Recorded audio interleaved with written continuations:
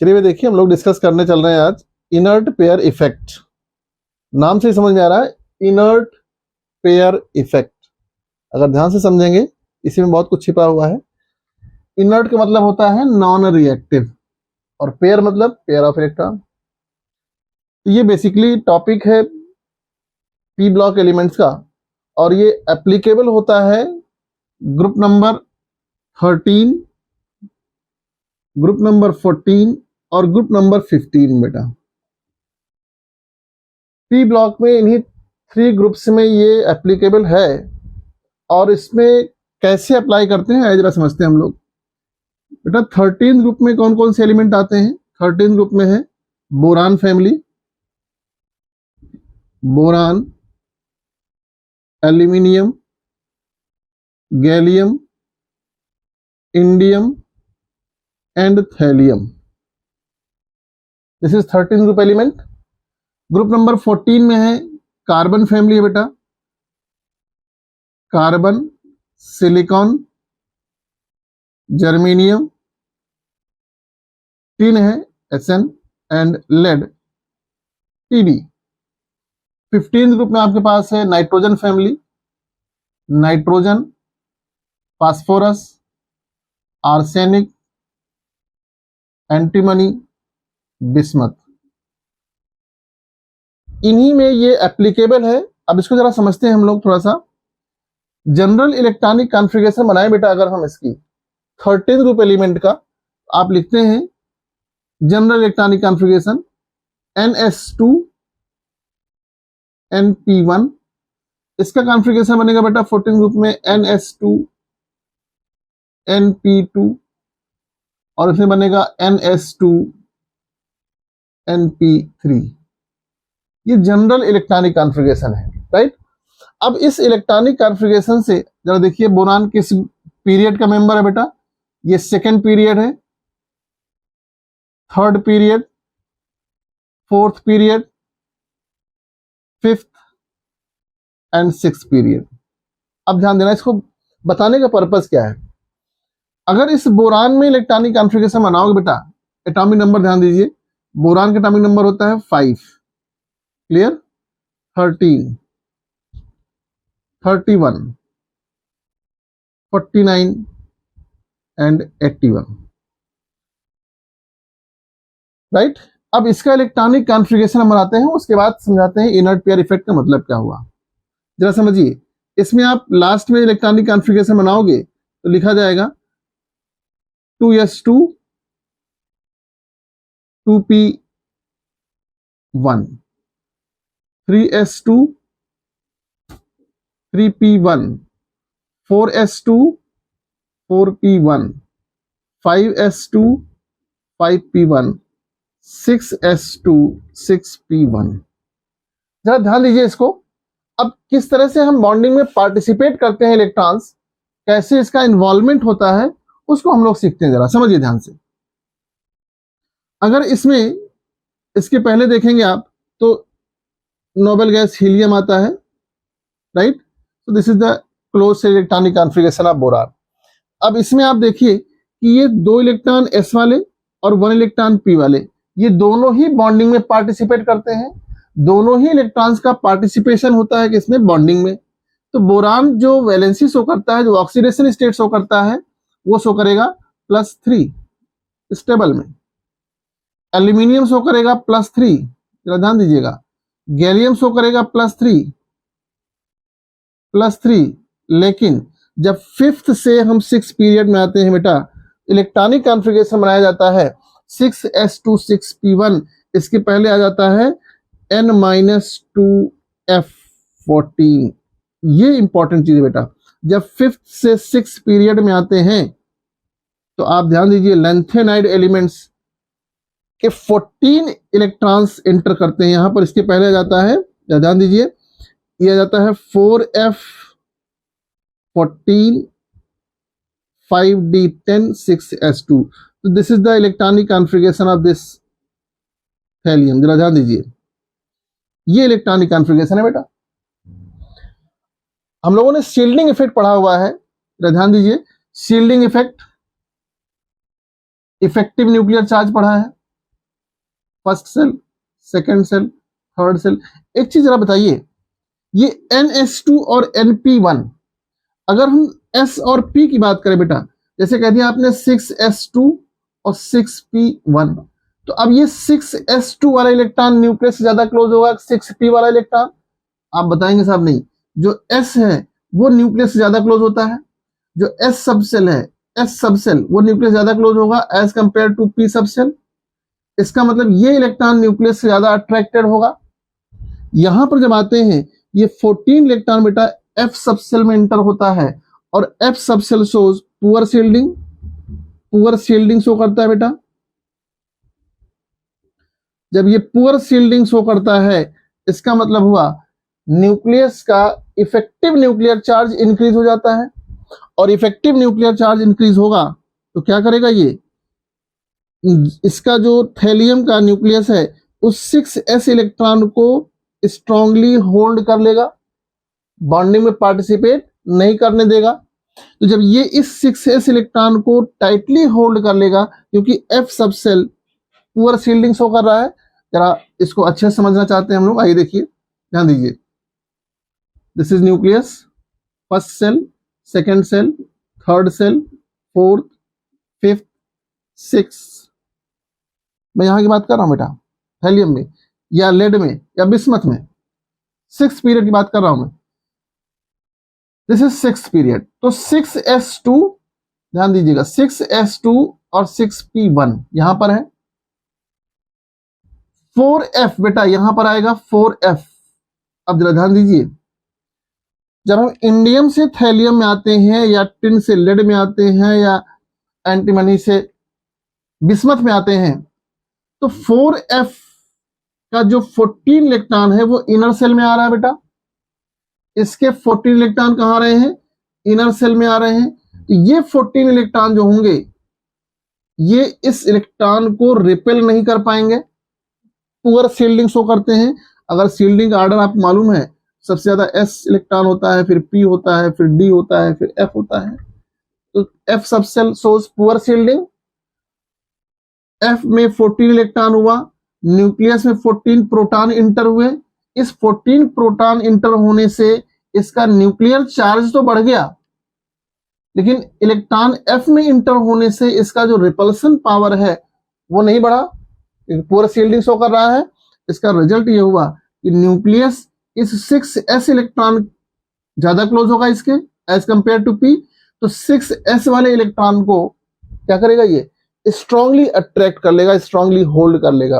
और जब strongly hold करेगा बेटा, क्या हो जाएगा, ये बॉन्डिंग में पार्टिसिपेट नहीं करेगा। इसी को क्या कर दिया इसने, इनर्ट बना दिया।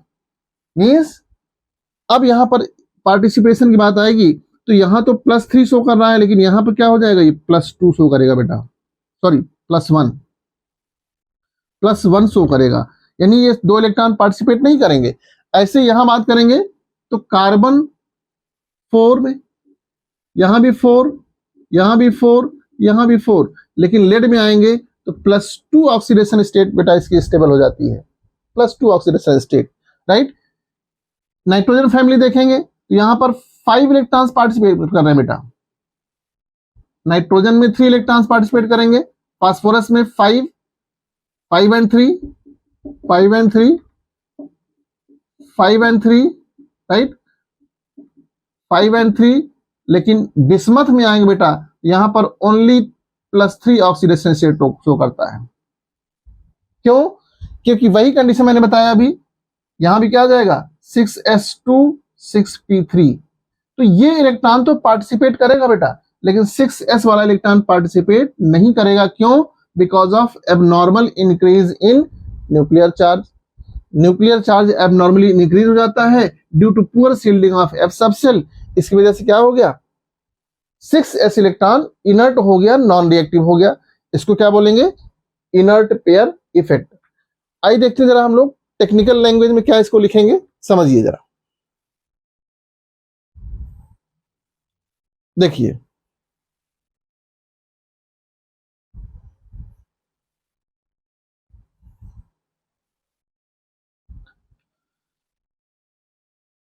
Reluctance reluctance of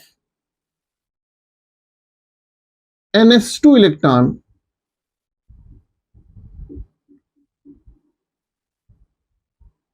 in bonding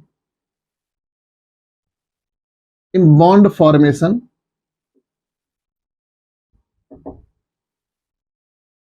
of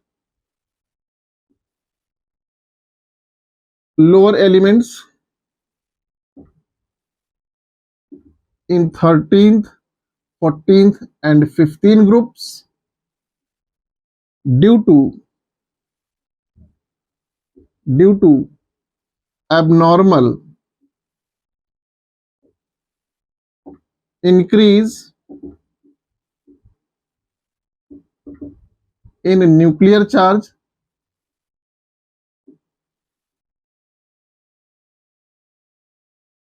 and poor shielding by F subcell is called inert pair effect.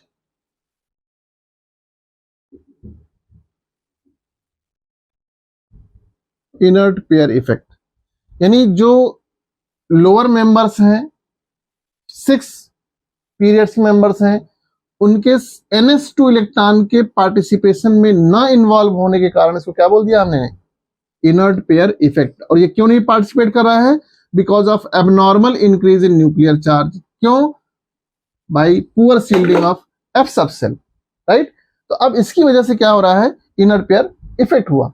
अब ज्यादा ध्यान दीजिए, तो अब होगा क्या, इसका रिजल्ट कहां आया समझिए जरा, ऑक्सीडेशन स्टेट पर आया। ऑक्सीडेशन स्टेट पर कैसे इफेक्ट पड़ रहा है जरा समझिए।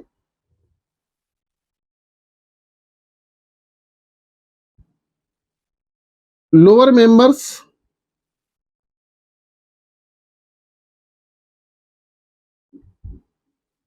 shows oxidation state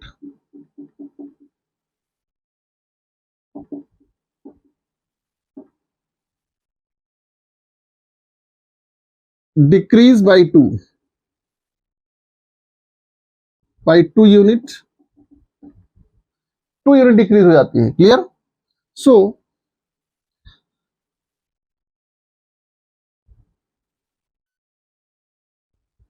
elements placed above in group 13, 14 and 15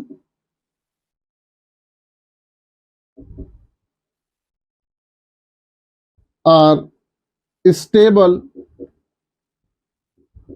in higher oxidation state,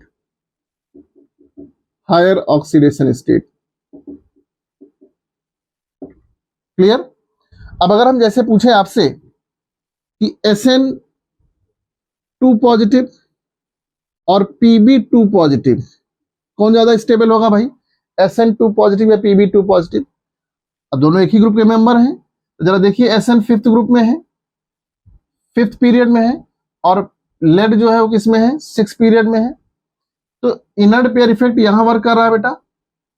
इस केस में क्या हो जाएगा, 6s2 6p4 होना चाहिए, सॉरी 6s2 6p2 ये होना चाहिए। तो 6s पार्टिसिपेट नहीं करता है, और यहां पर क्या हो जाएगा बेटा, 5s2 5p2 ये चारों इलेक्ट्रॉन्स पार्टिसिपेट करेंगे। तो ये स्टेबल होगा +4 स्टेट में, लेकिन ये चूंकि 6s पार्टिसिपेट नहीं करेगा due to inert pair effect, इसकी ऑक्सीडेशन स्टेट कौन सी स्टेबल होगी, +2 ऑक्सीडेशन स्टेट स्टेबल होगी। So PB2 positive is more stable than SN2 positive. SN की टेंडेंसी +4 बनाने की होगी बेटा, +2 बनाने की नहीं होगी। क्यों? जैसे जैसे टॉप टू बॉटम आ रहे हैं ग्रुप में, +2 इंक्रीजिंग टेंडेंसी बढ़ती जा रही है। जरा समझिए, एक चीज और समझते हैं हम लोग। आपने बात किया अभी 15th ग्रुप या 14th group, carbon, silicon, germanium, tin, TB. तो जब हम टॉप टू बॉटम आ रहे हैं बेटा, तो +2 ऑक्सीडेशन स्टेट इंक्रीज हो रही है,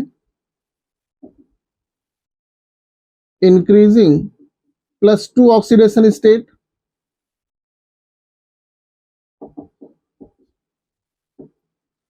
from top to bottom,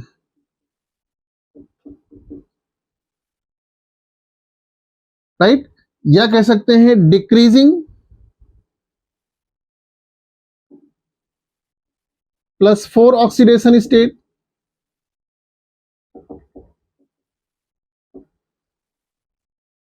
from top to bottom.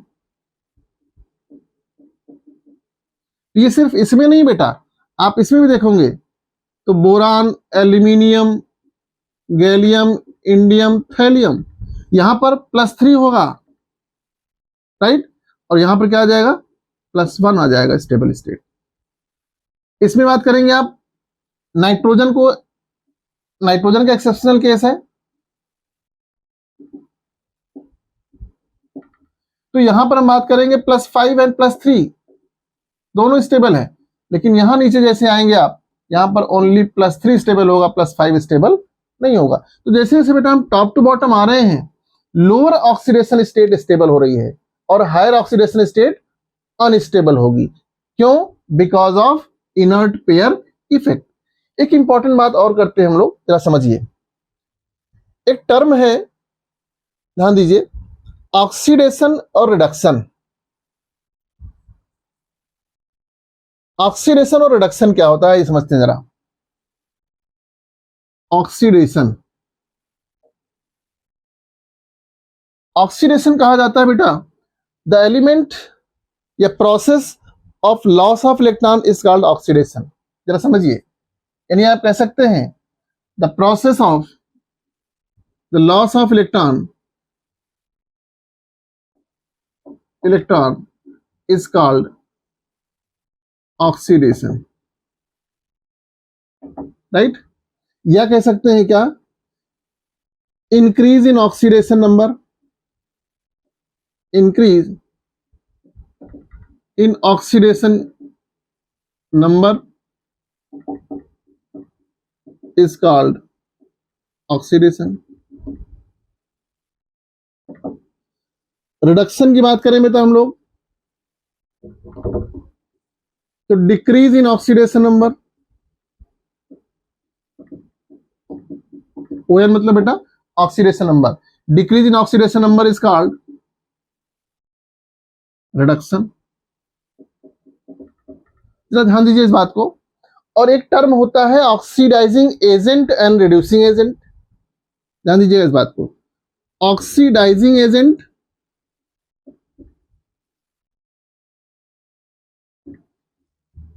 And reducing agent.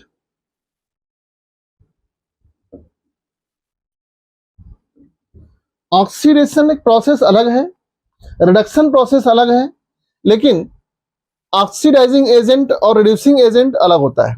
जरा ध्यान दीजिए इस बात को।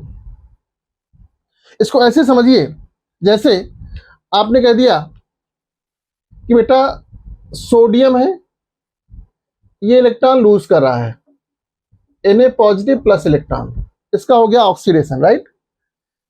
क्लोरीन ये इलेक्ट्रॉन गेन करता है, ये हो गया रिडक्शन, Cl- बन गया। क्लियर? तो जिसका ऑक्सीडेशन होता है बेटा, उसको हम लोग कहते हैं रिड्यूसिंग एजेंट। दिस इज, जिसका ऑक्सीडेशन यानी रिड्यूसिंग एजेंट होने के लिए itself is going to oxidize. जिसका ऑक्सीडेशन हो रहा है उसको बोलेंगे रिड्यूसिंग एजेंट।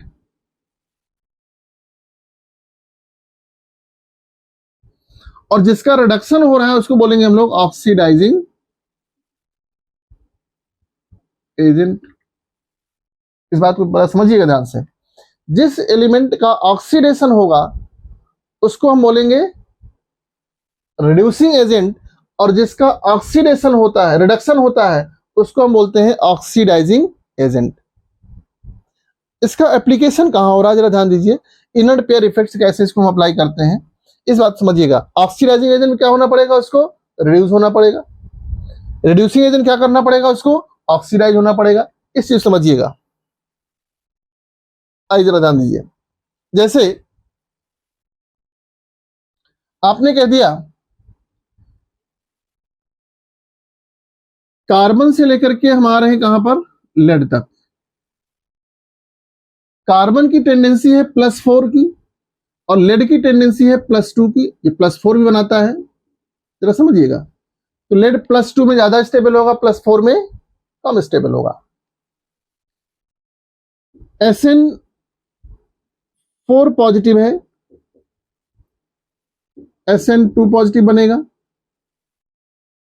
PB4 पॉजिटिव है, से PB2 पॉजिटिव बनेगा। जरा ध्यान दीजिएगा, दोनों का रिडक्शन हो रहा है, यानी ऑक्सीडाइजिंग एजेंट है। तो अगर आपसे पूछा जाए SN4 पॉजिटिव और PB4 positive, which one is strong reducing agent? Strong reducing agent, right? Strong oxidizing agent बेटा, strong oxidizing agent। Strong oxidizing agent कौन होगा, जरा समझिए। ऑक्सीडाइजिंग एजेंट होने के लिए क्या करना पड़ेगा, इसको रिड्यूस होना पड़ेगा। अब SN4 को SN2 पॉजिटिव बनना है और PB4 को PB2 पॉजिटिव बनना है, आसानी से कौन बन जाएगा बेटा, किसकी टेंडेंसी है +2 स्टेबल होने की, PB4 प्लस से PB2 पॉजिटिव इजीली बन जाएगा। इसका रिडक्शन हो रहा है, और जिसका रिडक्शन हो रहा है, decrease in oxidation number reduction, जिसका रिडक्शन हो रहा है वो स्ट्रॉन्ग ऑक्सीडाइजिंग एजेंट है, राइट। इसका मतलब हुआ ऑक्सीडाइजिंग एजेंट बात करेंगे तो PB4 positive is strong oxidizing agent than SN4 positive बेटा।